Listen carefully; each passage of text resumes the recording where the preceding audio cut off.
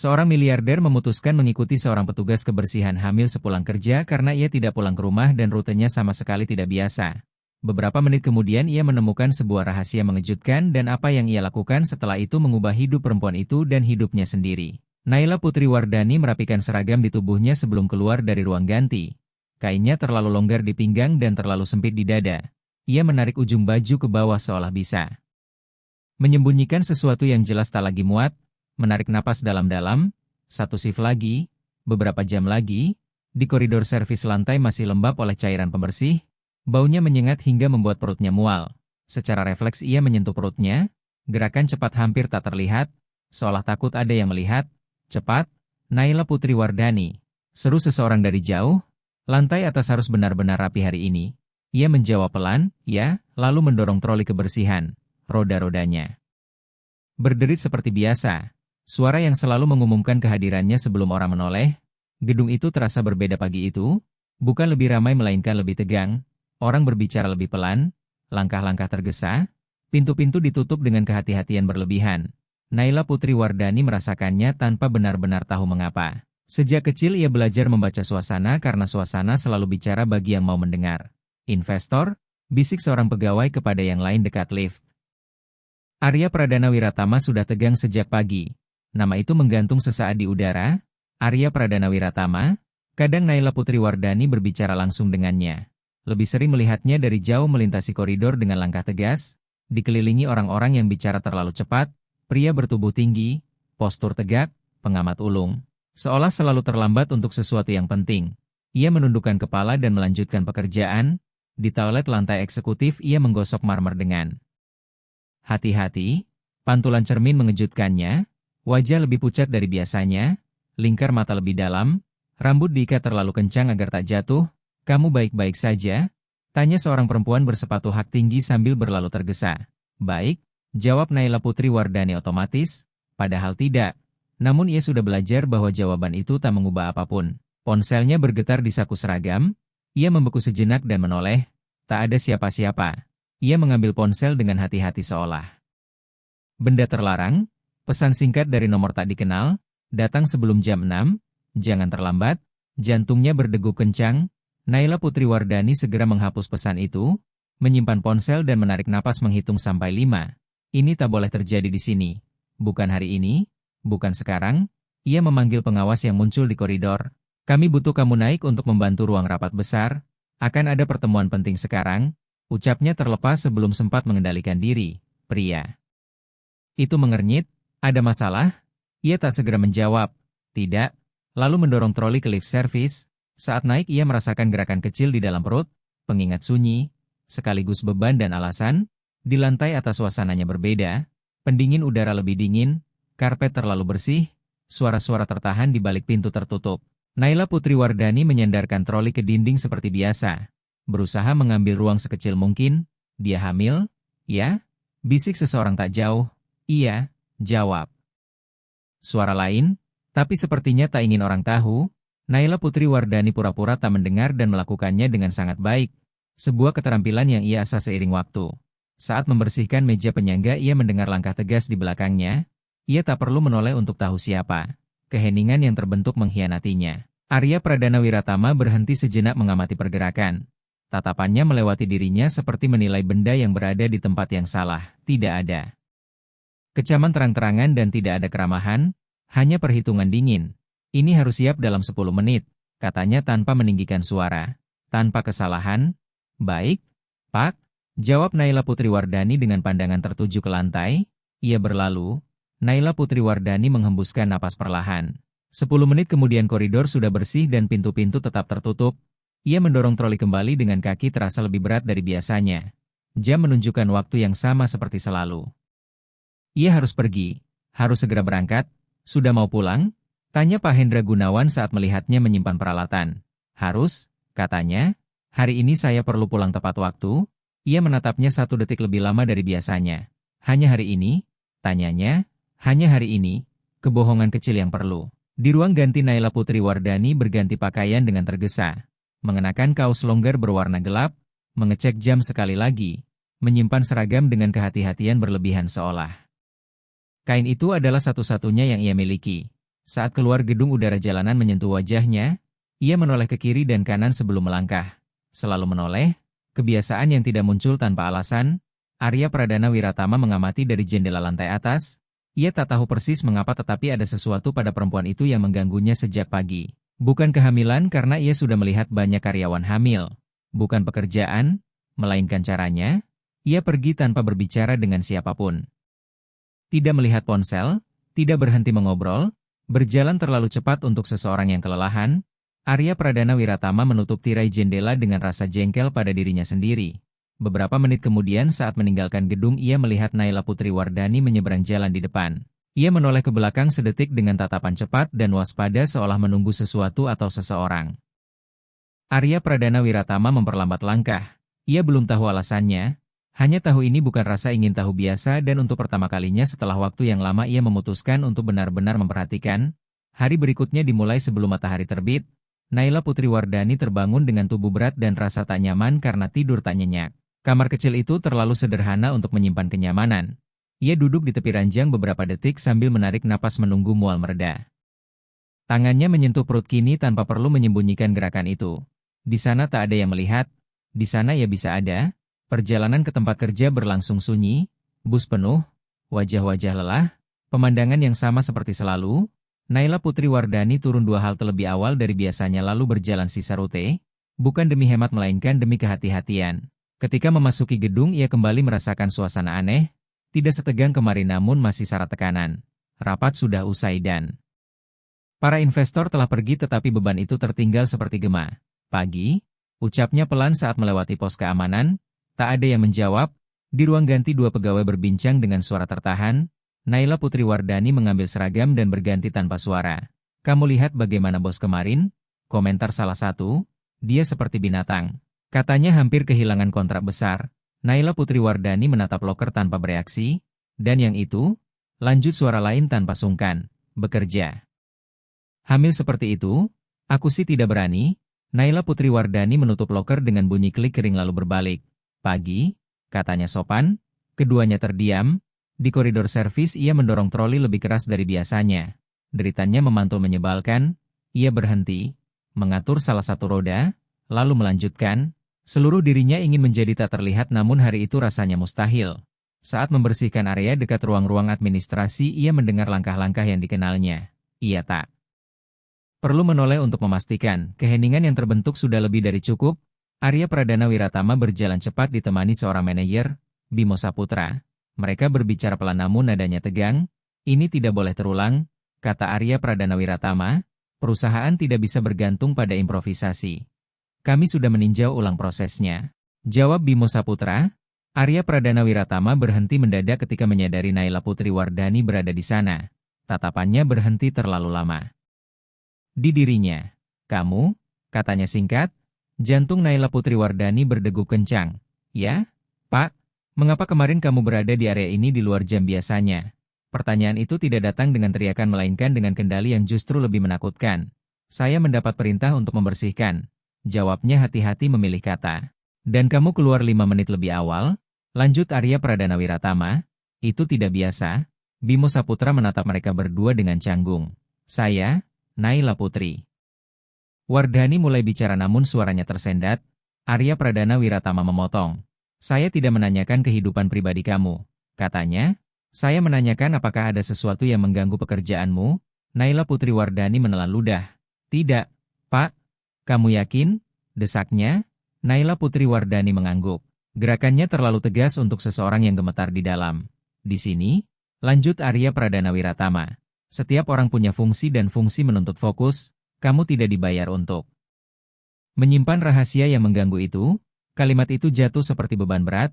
"Dimengerti?" jawab Naila Putri Wardani nyaris berbisik. Arya Pradana Wiratama menatapnya beberapa detik lagi tanpa amarah terbuka. Yang ada justru sesuatu yang lebih buruk, kecurigaan. "Lanjutkan," katanya akhirnya sambil kembali berjalan. Bimo Saputra melirik dengan rasa tak enak sebelum mengikutinya. Naila Putri Wardani tetap berdiri beberapa detik merasakan wajahnya panas, bukan penghinaan terbuka melainkan jenis yang sunyi, tak meninggalkan bekas terlihat namun menggerogoti dari dalam. Ia menarik napas dalam dan kembali bekerja.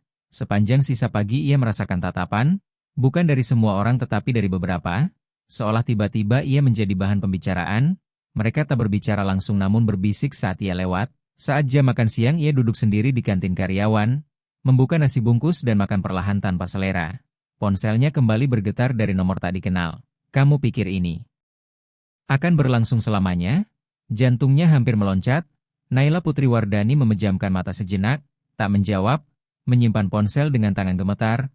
Ketika mengangkat pandangan ia melihat Arya Pradana Wiratama di seberang kantin.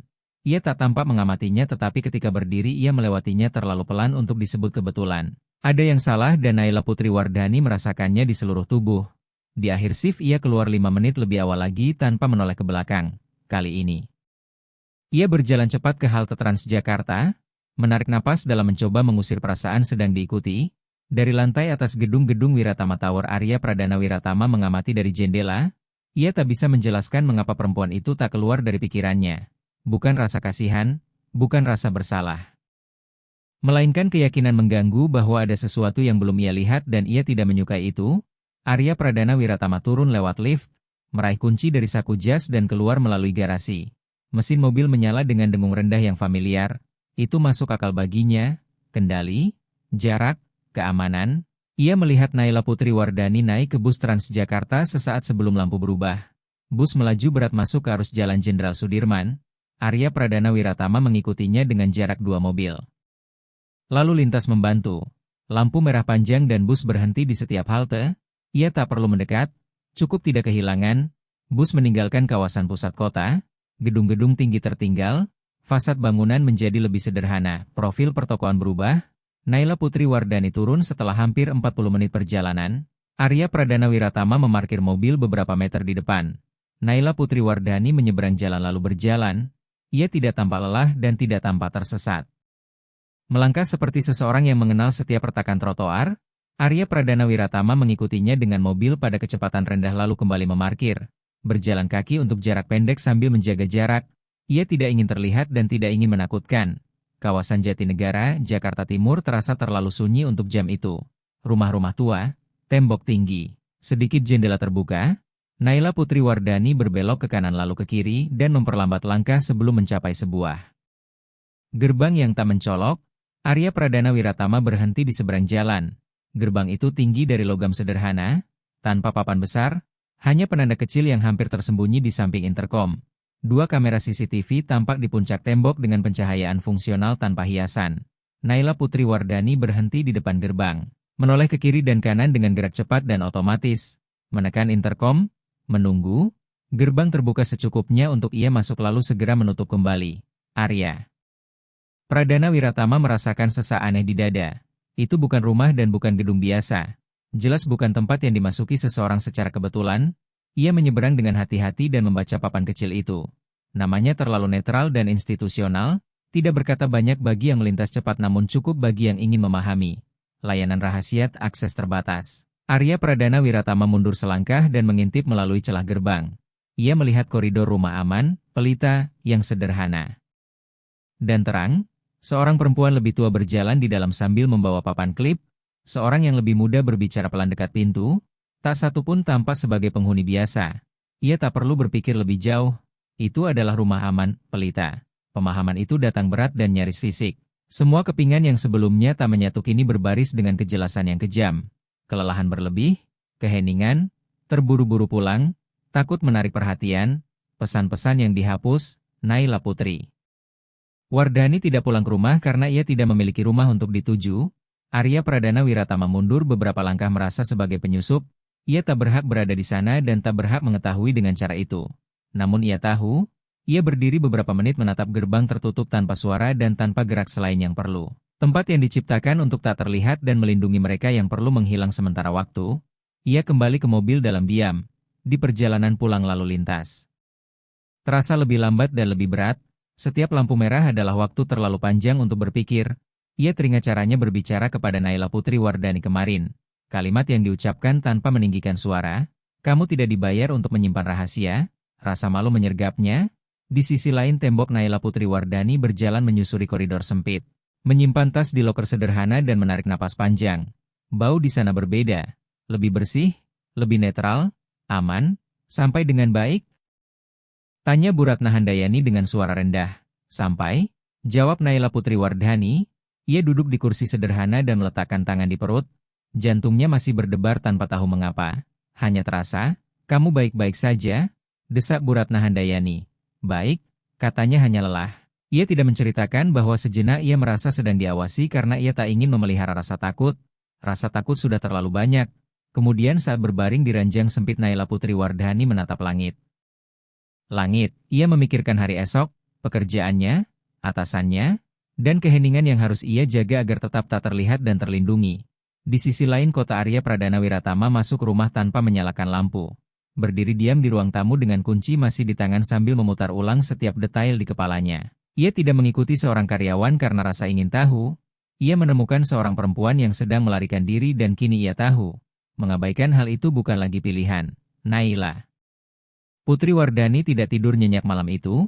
Kasur terasa terlalu keras dan kamar terlalu sunyi. Setiap bunyi terdengar lebih besar ketika tubuh meminta istirahat dan pikiran menolak. Ia bangun sebelum waktunya. Mengenakan pakaian sederhana yang telah disiapkan malam sebelumnya dan mengikat rambut dengan hati-hati. Sebelum keluar ia mengusap perutnya seolah memastikan sesuatu masih ada di sana. Ada dan bergerak. Di perjalanan menuju tempat kerja ia menghindari memikirkan gerbang itu dan tatapan yang sempat ia rasakan. Ia meyakinkan diri bahwa itu hanya kelelahan karena kelelahan menciptakan bayangan. Saat memasuki gedung ia merasakan sesuatu yang berbeda. Bukan permusuhan melainkan penantian. Orang-orang berhenti berbicara ketika ia lewat. Tatapan cepat yang menilai. Ia mempertahankan ritme. Naila Putri Wardhani memanggil pengawas di koridor servis. Pak Hendra Gunawan berkata bahwa Arya Pradana Wiratama meminta berbicara dengannya. Perutnya terasa jatuh. Sekarang? Tanyanya meski sudah tahu jawabannya. Begitu sempat ia meletakkan troli di tempatnya dan mengikuti. Kakinya terasa makin berat di setiap langkah. Bukan takut dimarahi melainkan takut tersingkap. Ruang kerja Arya Pradana Wiratama sunyi tanpa musik dan tanpa bunyi papan ketik. Ia berdiri menghadap jendela ketika Naila Putri Wardhani masuk. Silakan duduk, katanya tanpa menoleh. Naila Putri Wardhani duduk di tepi kursi. Seperti biasa dengan postur mengecil dan bahu tertutup, Arya Pradana Wiratama berbalik perlahan. Tatapannya tegas namun ada sesuatu yang baru di sana. Bukan ketidaksabaran melainkan ketidaknyamanan. Sudah berapa lama kamu bekerja di sini? Tanyanya. 2 tahun. Jawabnya. Ia tak pernah mendapat teguran, tak pernah absen tanpa kabar, tak pernah mengeluh. Ia merasakannya tanpa tahu arah pembicaraan. Kemarin, lanjut Arya Pradana Wiratama, kamu keluar lebih awal lagi. Bukan berarti saya menegurmu soal itu. Tapi kamu tidak pernah melakukan itu sebelumnya dan saya juga menyadari sesuatu yang sebelumnya tidak saya lihat. Naila Putri Wardhani meremas tangan di pangkuan. Apa, Pak? Takut? Jawabnya. Bukan pada saya. Pada sesuatu di luar sini. Wajah Naila Putri Wardhani memanas. Saya tidak mengerti. Katanya berusaha menjaga suara tetap stabil. Arya Pradana Wiratama berjalan ke meja dan bersandar. Saya tidak biasa mencampuri kehidupan karyawan. Katanya. Tapi saya juga tidak menyukai ketidakkonsistenan. Ia berhenti sejenak. Kamu tidak pulang ke rumah? Keheningan jatuh berat di antara mereka. Saya, Naila Putri Wardhani mulai namun terhenti. Saya melihat, kata Arya Pradana Wiratama tanpa meninggikan suara. Kemana kamu masuk setelah kerja? Dunianya seakan menyempit. Bapak mengikuti saya? Tanyanya dengan suara setipis benang. Saya mengikuti, jawabnya. Dan saya tahu saya melampaui batas. Saya tidak akan berpura-pura tidak melakukannya. Naila Putri Wardhani berdiri tersentak. Bapak tidak berhak. Saya tahu. Kata Arya Pradana Wiratama. Karena itu saya mengatakan ini di sini. Menatap mata kamu, napasnya cepat, nalurinya berteriak untuk menyangkal, berbohong, lari, itu rumah aman, lanjutnya, dan kamu hamil. Naila Putri Wardhani menutup mata sejenak dan ketika membukanya tak ada lagi ruang untuk berpura-pura. Saya tidak bisa kehilangan pekerjaan ini. Katanya terlalu cepat, saya melakukan semuanya dengan benar, tidak pernah absen, tidak pernah meminta apapun. Saya tidak mengatakan pemecatan, jawab Arya Pradana Wiratama. Apakah memang selalu seperti ini? Kata Naila Putri Wardhani dengan suara yang goyah, ketika mereka tahu, mereka memecat atau mulai memandang berbeda. Bertanya terlalu banyak, Arya Pradana Wiratama merasakan beban menekan dadanya. Mengapa kamu berada di sana? Tanyanya lugas. Naila Putri Wardhani ragu dan keheningan memanjang terlalu lama. Karena saya tidak bisa pulang. Katanya akhirnya. Karena siapa? Naila Putriwardhani menggigit bibir bawahnya. Kata-kata seolah tersangkut di tenggorokan, karena tidak aman. Lanjut Arya Pradana Wiratama. Ia mengangguk pelan, kamu dalam bahaya? Tidak di sini, jawab Naila Putriwardhani. Di luar, ia menarik napas dalam dan menambahkan, saya tidak ingin siapapun tahu, tidak di sini, tidak dimanapun, dan kamu pikir ini bisa bertahan sampai kapan? Tanyanya. Sampai saya bisa. Jawabnya, sampai bayi ini lahir, sampai saya menemukan cara lain. Kamu sendirian? Desaknya. Selalu, kata Naila Putriwardhani. Keheningan kali ini berbeda, lebih berat dan kurang tegang. Saya tidak datang ke sini untuk mengekspos kamu, kata Arya Pradana Wiratama, atau menuduhmu. Saya datang karena saya perlu memahami apa yang terjadi di dalam perusahaan saya. Naila Putriwardhani menatapnya bingung. Perusahaan? Kamu bekerja hamil? Kelelahan? Hidup bersembunyi?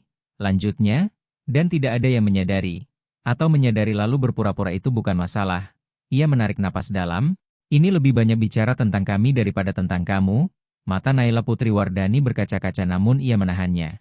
Saya hanya perlu Bapak melupakan. Apa yang Bapak lihat? Katanya. Tolong. Arya Pradana Wiratama tidak segera menjawab. Saya tidak bisa berpura-pura tidak tahu. Katanya akhirnya. Tapi saya juga tidak akan bertindak tanpa berpikir. Ia melangkah mundur memberi ruang. Hari ini kamu bekerja seperti biasa. Tegasnya. Tanpa pertanyaan. Tanpa komentar. Ia berhenti sejenak lalu melanjutkan. Setelah itu kita bicara dengan tenang. Sungguh-sungguh. Di luar suasana ini. Naila Putriwardhani menelan ludah. Saya tidak mudah percaya, katanya. Tidak lagi.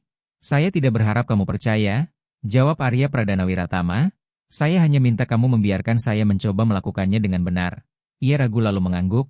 Terima kasih, katanya hampir tak terdengar.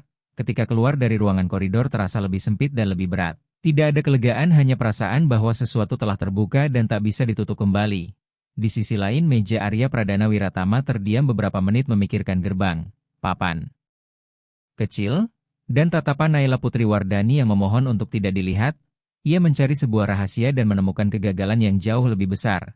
Percakapan itu dijadwalkan untuk akhir shift tanpa pesan dan tanpa pemberitahuan resmi. Hanya permintaan sederhana di sore hari ketika gedung lebih sepi. Setelah selesai, mampir ke ruangan, kata Arya Pradana Wiratama saat berpapasan di koridor. Naila Putriwardhani mengangguk.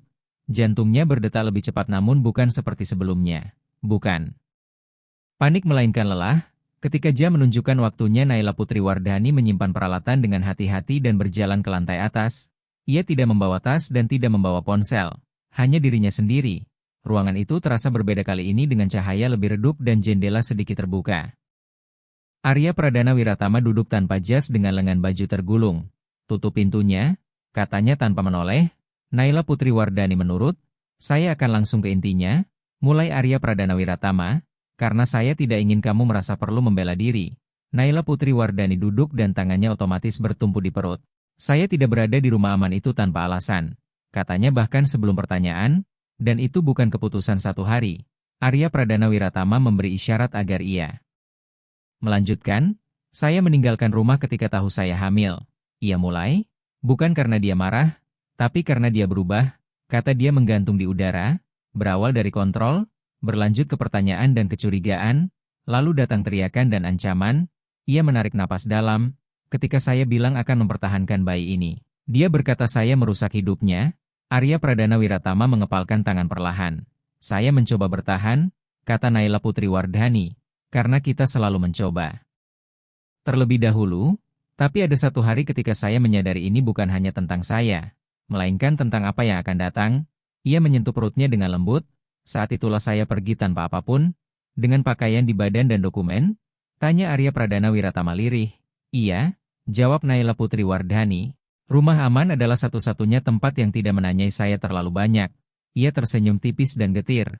Di sana tidak ada yang menyebutmu berlebihan, tidak ada yang bilang kamu mengada-ada. Keheningan yang mengikuti terasa padat. Lalu mengapa kamu tidak bercerita di sini? Tanya Arya Pradana Wiratama. Kepada siapapun? Naila Putriwardhani mengangkat pandangan. Karena ketika orang seperti saya, Pak Arya Pradana Wiratama, kita belajar sejak dini bahwa masalah bukan untuk dibagikan melainkan disembunyikan. Ia menelan ludah. Saya bekerja hamil karena harus. Lanjutnya, Karena rumah aman tidak permanen, karena setelah bayi lahir semuanya menjadi lebih sulit. Kamu tidak punya keluarga? Tanyanya. Punya, jawabnya, tapi tidak yang bisa membantu. Ia menarik napas dalam, saya menerima penghinaan, menerima. Diam, menerima takut karena saya perlu mempertahankan pekerjaan ini. Arya Pradana Wiratama merasakan beban menembus dadanya. Saya pernah mengatakan bahwa di sini tidak ada yang dibayar untuk menyimpan rahasia. Gumamnya hampir untuk diri sendiri. Saya tahu, jawab Naila Putri Wardhani, tapi saya tidak punya pilihan. Arya Pradana Wiratama berdiri dan berjalan ke jendela. Beberapa detik ia menatap kota mencoba merapikan perasaannya. Kamu tahu apa yang paling mengganggu saya? Tanyanya tanpa menoleh. Tidak, jawabnya, menyadari bahwa saya melewati kamu setiap hari. Katanya, dan yang saya lihat hanya sebuah fungsi. Ia berbalik, dan kamu melewati semua ini tanpa meminta apapun? Naila Putri Wardhani mengangkat bahu, meminta tidak mengubah kenyataan bagi mereka yang sudah memilih untuk tidak melihat. Arya Pradana Wiratama mengangguk pelan, saya tidak bisa mengubah apa yang sudah kamu alami, katanya, tapi saya bisa memastikan kamu tidak perlu terus hidup seperti ini. Ia menatapnya curiga, saya tidak ingin belas kasihan, kata Naila Putri Wardhani, atau rasa kasihan? Saya juga tidak, jawab Arya Pradana Wiratama, saya ingin tanggung jawab. Ia kembali duduk. Apa yang kamu ceritakan tidak keluar dari ruangan ini. Tegasnya, tidak tanpa izinmu. Naila Putri Wardhani menarik napas lega namun tetap waspada, tapi juga tidak akan diabaikan. Lanjutnya, karena mengabaikanlah yang membuat semuanya tetap sama, Naila Putri Wardhani terdiam, saya perlu memikirkan apa yang harus dilakukan, kata Arya Pradana Wiratama. Dengan cara yang benar, tanpa mengeksposmu, tanpa menempatkanmu dalam risiko. Ia mengangguk, sementara itu, lanjutnya, kamu bekerja seperti biasa sesuai jam, tanpa pertanyaan, tanpa tekanan, dan setelah itu, tanya Naila Putri Wardhani untuk pertama kalinya. Arya Pradana Wiratama menahan tatapannya lalu berkata, kamu tidak perlu menghadapi ini sendirian. Naila Putri Wardhani tidak langsung menjawab, ia hanya merasakannya perlahan. Ketika keluar dari ruangan ada sesuatu yang aneh di dadanya. Bukan lega dan bukan harapan melainkan sesuatu yang lebih berbahaya. Perasaan bahwa mungkin untuk pertama kalinya seseorang benar mendengarkan. Arya Pradana Wiratama terjaga semalaman bukan karena cemas melainkan gelisah. Percakapan dengan Naila Putri Wardhani berulang utuh, kalimat demi kalimat seperti laporan yang tak kunjung selesai. Ia terbiasa menyelesaikan masalah dengan angka, lembar kerja, tenggat, dan target, sementara ini tak muat di kolom manapun. Keesokan harinya ia datang lebih awal, memanggil bagian legal lalu HRD. Tanpa menjelaskan alasan ia hanya mengajukan pertanyaan yang tenang dan objektif. Tentang cuti melahirkan dalam kondisi berisiko, langkah perlindungan saat ada ancaman eksternal, dan penyesuaian tugas sementara tanpa eksposur, tatapan yang diterimanya penuh kehati-hatian. Apakah ini kasus spesifik? Tanya Saskia Pramesti.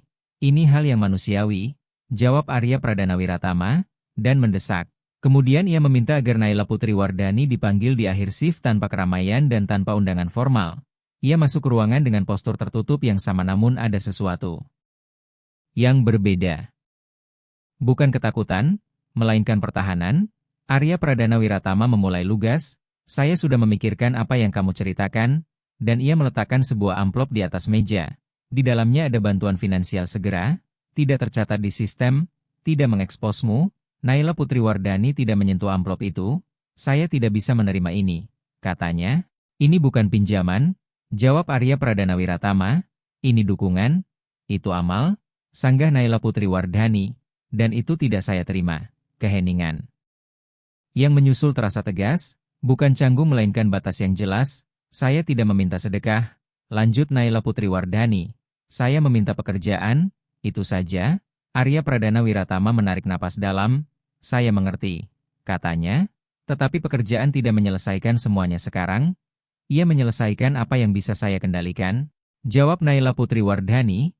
Ia bersandar di kursi dan untuk pertama kalinya menyadari bahwa ia berhadapan dengan seseorang yang tidak ingin diselamatkan, melainkan ingin tetap berdiri. Kalau begitu kita coba cara lain, katanya akhirnya. Ia menarik kembali amplop itu dan menyimpannya ke laci. Mulai besok, lanjutnya, kamu tidak lagi bekerja shift malam atau lembur di luar jam. Naila Putri Wardhani mengernyit, itu akan merugikan saya, katanya. Arya Pradana Wiratama tidak langsung menjawab, itu akan melindungimu. Ia menjelaskan dengan hati-hati tentang penyesuaian tugas sementara, aktivitas yang lebih ringan, jam kerja tetap, pencatatan formal. Ini tidak mengambil otonomimu, katanya. Ini memberimu napas. Naila Putri Wardani terdiam. Selain itu, lanjut Arya Pradana Wiratama, saya akan memastikan pendampingan medis sesuai kemampuan perusahaan, tidak melanggar hukum dan tidak tersembunyi. Dan rumah aman? Tanya Naila Putri Wardani waspada. Jangan sentuh itu, jawabnya. Saya tidak ingin tahu alamatnya dan tidak ingin detail. Saya hanya ingin memastikan kamu tidak dipaksa memilih antara keselamatan dan penghidupan. Naila Putri Wardani merasakan simpul di tenggorokan, dan jika dia muncul, tanyanya hampir berbisik. Arya Pradana Wiratama menatap serius. Jika dia muncul di sini, dia tidak masuk, katanya sederhana. Naila Putri Wardani mengangguk perlahan. Ini belum menyelesaikan semuanya, katanya. Saya tahu, jawab Arya Pradana Wiratama. Ini bukan akhir pembicaraan. Ia berdiri. Apa yang saya tawarkan bukanlah favor, tegasnya. Ini tanggung jawab saya sebagai perusahaan. Naila Putri Wardani menarik napas dalam. Saya menerima penyesuaian itu, katanya. Tetapi saya tidak ingin siapapun tahu alasannya. Tidak ada yang akan tahu, jawab Arya Pradana Wiratama. Ia berdiri. Terima kasih, kata Naila Putri Wardani. Karena tidak mencoba membeli saya, Arya Pradana Wiratama tertinggal sendirian di ruangan setelah ia pergi. Menatap laci tempat amplop disimpan dan menyadari bahwa untuk pertama kalinya uang bukanlah solusi. Hal itu mengganggunya sekaligus memaksanya berubah. Karena membantu bukan memberi, melainkan membiarkan seseorang berdiri. Undangan itu datang 3 hari kemudian singkat tanpa penjelasan. Nabila Safitri menyampaikan lewat telepon bahwa Arya Pradana Wiratama meminta Naila Putri Wardani datang besok pukul 10. Naila Putri Wardani menutup telepon tanpa segera menjawab. Menatap kalender coretan di dinding kamar rumah aman, pelita, dan menghitung hari dengan jari. Waktu terasa mengalir lebih cepat sejak semuanya terkuak. Keesokan paginya ia mengenakan pakaian paling sederhana yang ia miliki, tanpa seragam dan tanpa penanda sebagai karyawan karena ia ingin masuk sebagai pribadi, bukan fungsi. Kantor terasa berbeda, lebih sunyi dan kurang tegang. Arya Pradana Wiratama menunggunya duduk dengan map terbuka di hadapan. Terima kasih sudah datang, katanya. Silakan duduk. Naila Putri Wardani duduk menjaga jarak alami. Tidak menyilangkan kaki dan tidak menyandarkan punggung. Tetap siaga. Saya sudah banyak berpikir. Mulai Arya Pradana Wiratama. Dan berkonsultasi dengan semua yang perlu. Ia membuka map dan menggeser beberapa dokumen. Ini bukan promosi, katanya. Bukan hadiah. Ini reorganisasi. Naila Putri Wardani membaca perlahan tentang penyesuaian tugas sementara. Jam kerja tetap. Tugas administratif sederhana terkait tim layanan. Pencatatan dirapikan dan manfaat dipertahankan. Apakah ini mengubah gaji saya? Tanyanya lugas. Tidak berkurang, jawab Arya Pradana Wiratama. Dan memberi kepastian, Naila Putri Wardani menarik napas panjang. Dan setelah bayi lahir? Tanya Naila Putri Wardani. Cuti melahirkan dijamin, jawab Arya Pradana Wiratama.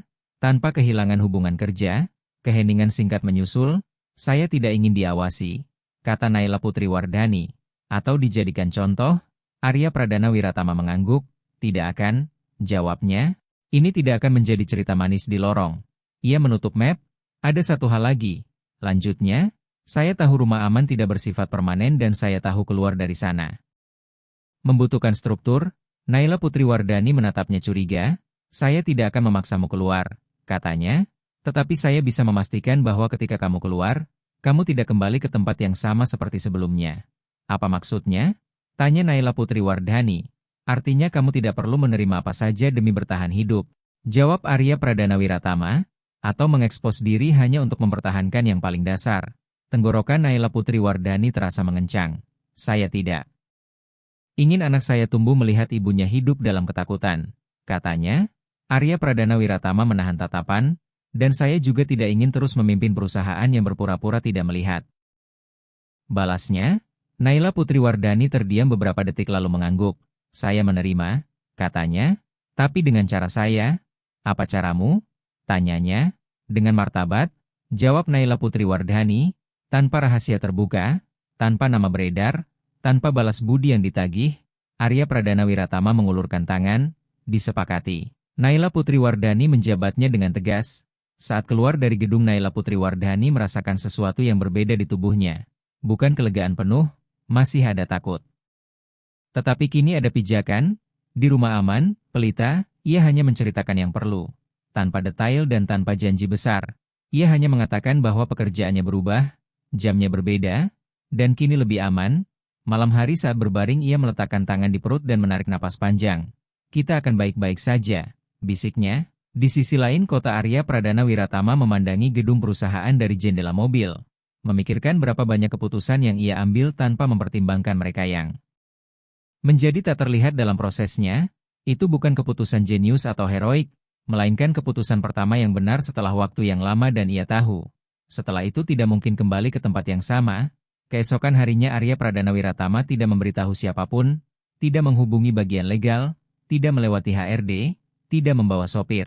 Ia mengambil mobil dan berkendara tanpa tergesa ke alamat yang sudah ia kenal namun ia hindari sejak malam itu. Gerbang tak mencolok itu tertutup. Kamera di tempat yang sama, papan kecil hampir tersembunyi. Ia memarkir di seberang jalan dan duduk beberapa menit dengan mesin mati. Bukan karena rasa ingin tahu melainkan tuntutan pada diri sendiri. Ketika menyeberang ia merasakan ketidaknyamanan yang sama seperti sebelumnya. Kesadaran jelas bahwa tempat itu bukan untuknya. Ia menekan interkom dan memperkenalkan diri hanya dengan nama depan.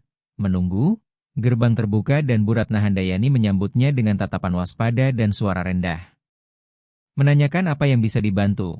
Arya Pradana Wiratama mulai berbicara lalu berhenti. Saya bertanggung jawab atas pekerjaan salah satu perempuan yang tinggal di sini. Katanya, saya hanya ingin memahami bagaimana tempat ini bekerja. Tanpa nama dan tanpa detail, Bu Ratna Handayani mengamatinya beberapa detik sebelum menjawab. Di sini kami bekerja dengan keheningan. Siapapun yang masuk karena perlu menghilang untuk sementara. Arya Pradana Wiratama mengangguk, koridornya sederhana. Bersih, fungsional, ada gambar-gambar anak di dinding, bukan dekorasi melainkan hasil tangan, sebuah sofa usang di sudut, aroma netral yang tidak berusaha menyembunyikan apapun, banyak yang hamil, katanya pelan, banyak, jawab Bu Ratna Handayani, karena di masa itulah risiko meningkat. Perut Arya Pradana Wiratama terasa mengerut. Mereka melewati pintu yang terbuka. Dua perempuan berbincang berbisik. Seorang anak tertidur di pangkuan yang lain. Tak seorang pun menatapnya langsung. Bukan karena takut melainkan kebiasaan. Mereka tidak meminta bantuan. Kata Bu Ratna Handayani seakan membaca pikirannya. Mereka meminta waktu. Arya Pradana Wiratama berhenti. Waktu? Kata Arya Pradana Wiratama. Kata itu menembus sesuatu yang lama di dalam dirinya. Ia teringat ibunya. Keheningannya di dapur. Alasan-alasan singkat ketika orang bertanya terlalu banyak. Cara ia menyembunyikan lengan di balik lengan panjang meski cuaca panas. Ia teringat hari ketika ia pulang terlambat. Saat itu usianya 19 tahun dan terlalu sibuk dengan dirinya sendiri. Ketika masuk rumah ia mendapati ruang tamu kosong, kamar tertutup, telepon berdering tanpa ada yang mengangkat. Di rumah sakit mereka bilang ibunya jatuh. Ia mempercayainya karena itu lebih mudah. Berbulan-bulan kemudian kebenaran datang bersama rasa bersalah yang tak pernah bernama. Bapak baik-baik saja? Tanya Bu Ratna Handayani. Arya Pradana Wiratama berkedip kembali ke masa kini. Baik, dustanya. Ia melangkah ke ujung koridor dan berhenti di depan jendela kecil berjeruji yang membiarkan cahaya cukup agar hari tetap berjalan. Saya pernah berada di tempat seperti ini, katanya tanpa menoleh. Di sini? Tanya Bu Ratna Handayani. Di tempat lain seperti ini, jawabnya. Dan saya tidak melakukan apa-apa. Keheningan yang terbentuk tak meminta penjelasan. Ketika saya melihat karyawan itu, lanjut Arya Pradana Wiratama, saya mengenali ketakutan, bukan karena saya empatik, tetapi karena saya pernah mengabaikannya. Ia menarik napas dalam. Kali itu saya datang terlambat. Bu Ratna Handayani mengangguk tanpa terkejut. Jadi Bapak tahu bahwa membantu bukan menyelamatkan, melainkan tidak memalingkan wajah. Katanya. Arya Pradana Wiratama menutup mata sesaat. Saya tidak ingin mengulanginya. Ucapnya. Tidak dengannya. Tidak dengan diri saya. Ketika keluar dari rumah amat, pelita, hari terasa berbeda. Bukan lebih berat melainkan lebih terang. Seolah ia akhirnya menamai sesuatu yang selalu dihindarinya. Di dalam mobil ia diam beberapa menit sebelum menyalakan mesin. Memikirkan Naila Putri Wardhani. Postur tegasnya, penolakan yang tanpa agresi, martabat yang ia pertahankan meski terluka. Ia membantunya bukan karena ia pria baik, melainkan karena ia tahu persis apa yang terjadi ketika tak ada yang membantu. Hari itu setibanya di rumah ia membuka berkas lama di komputer. Membaca laporan-laporan yang lama tak disentuh, karyawan diberhentikan, kasus diabaikan, keputusan yang disebut perlu.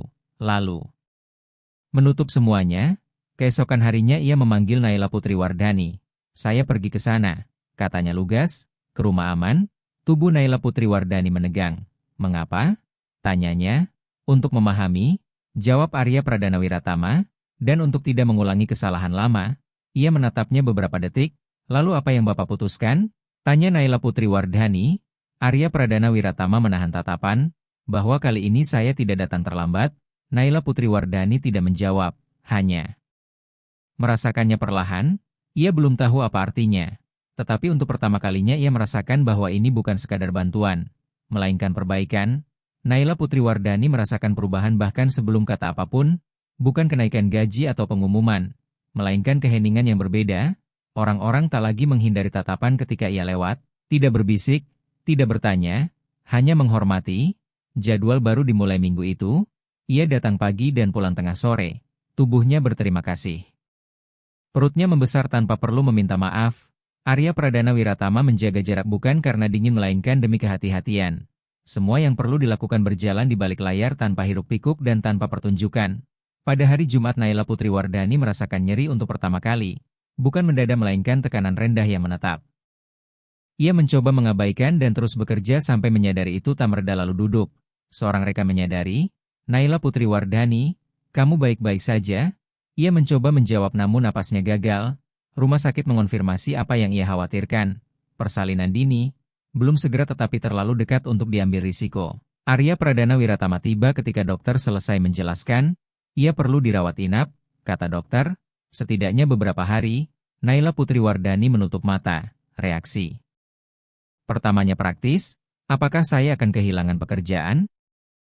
Arya Pradana Wiratama menjawab sebelum dokter sempat berkata apapun. "Tidak," katanya tegas, "tidak sekarang." Ia membuka mata, "Tidak sekarang," ulangnya, "dan tidak nanti." Ia menarik napas dalam-dalam, berusaha menahan air mata. "Saya tidak ingin merepotkan," kata Naila Putriwardhani. "Kamu tidak merepotkan," jawab Arya Pradana Wiratama. "Kamu sedang hidup." Bayi itu lahir 2 minggu kemudian, kecil namun kuat, menangis keras untuk seseorang yang datang lebih cepat dari waktunya. Naila Putriwardhani memeluk tubuh mungil itu dengan hati-hati seolah takut mematahkannya. Ketika ia meletakkannya di dada, sesuatu di dalam dirinya akhirnya runtuh. "Kita berhasil," bisiknya. Rumah aman, pelita, mengatur semuanya dengan cepat. Kamar sementara, dukungan, keheningan yang penuh hormat. Arya Pradana Wiratama muncul satu kali saja, tidak masuk ke kamar, tidak meminta menggendong bayi, hanya meninggalkan sebuah amplop di resepsionis, tanpa tulisan, tanpa sentuhan pribadi. Di dalamnya hanya yang diperlukan untuk bulan-bulan pertama. Tidak tampak seperti pembelian, tidak terasa seperti utang. Naila Putriwardhani tahu dan menerimanya karena kali ini bukan amal, melainkan kesinambungan. Beberapa bulan kemudian ia kembali bekerja, bukan ke tempat yang sama. Perusahaan memiliki suasana lain, tidak sempurna namun lebih peka. Sebuah pengumuman kecil ditempel di papan internal, "Hormat bukan manfaat, melainkan aturan." Arya Pradana Wiratama mulai menuntut lebih sedikit keheningan dan lebih banyak tanggung jawab. Bukan pidato, melainkan tindakan. Naila Putriwardhani kini menempati fungsi administratif sederhana. Belajar cepat, bertanya ketika tidak tahu. Tidak lagi bersembunyi. Pada suatu sore biasa saat melintasi koridor ia melihat seorang karyawan baru duduk di lantai. Menangis dengan seragam yang masih terlalu bersih. Naila Putriwardhani berhenti. "Kamu baik-baik saja?" tanyanya. Perempuan itu menggeleng. "Tidak," jawabnya. Naila Putriwardhani duduk di sampingnya. "Mau 1 menit?" katanya. "Hanya untuk bernapas." Perempuan itu mengangguk. Dari kejauhan Arya Pradana Wiratama mengamati adegan itu. Tidak menyela, tidak mendekat, itu menjadi bukti bahwa sesuatu benar-benar berubah. Karena transformasi bukan ada padanya, melainkan pada apa yang ia izinkan untuk hadir. Malamnya Naila Putriwardhani pulang ke rumah, bukan ke rumah aman. Kini ia memiliki tempat tinggal, kecil, sederhana, aman. Ia meletakkan bayinya di boks dan berdiri di sana menyaksikan dada kecil itu naik turun. Teringat hal tebus, rasa takut, gerbang, hari ketika ia menyadari bahwa ia dilihat bukan sebagai masalah melainkan sebagai manusia. Ia tidak diselamatkan, ia dihormati. Dan itu mengubah segalanya. Seringkali kita mengira perubahan besar dimulai dengan gestur besar. Namun hampir tidak pernah demikian. Dalam kisah Naila Putriwardhani semuanya bermula dari ketakutan, takut terlihat, takut kehilangan sedikit yang dimiliki, takut mempertaruhkan hidupnya dan hidup anaknya hanya karena ada. Ia tidak meminta bantuan, tidak mengetuk pintu, tidak berpidato, ia hanya terus berjalan, meski lelah, meski hamil, meski tak terlihat, dan justru itulah yang paling mengesankan Arya Pradana Wiratama. Karena pada hari ia memutuskan mengikuti karyawan yang selalu luput dari pandangan itu, ia tidak menemukan rahasia mengejutkan, ia menemukan sesuatu yang jauh lebih buruk, bukti bahwa selama ini ia juga memilih untuk tidak melihat.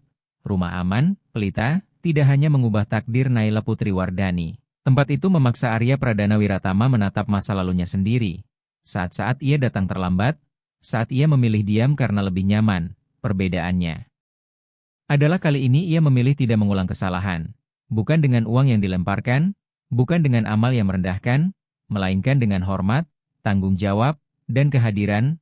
Naila Putriwardhani tidak diselamatkan, ia diakui. Diakui sebagai perempuan, sebagai pekerja, sebagai ibu.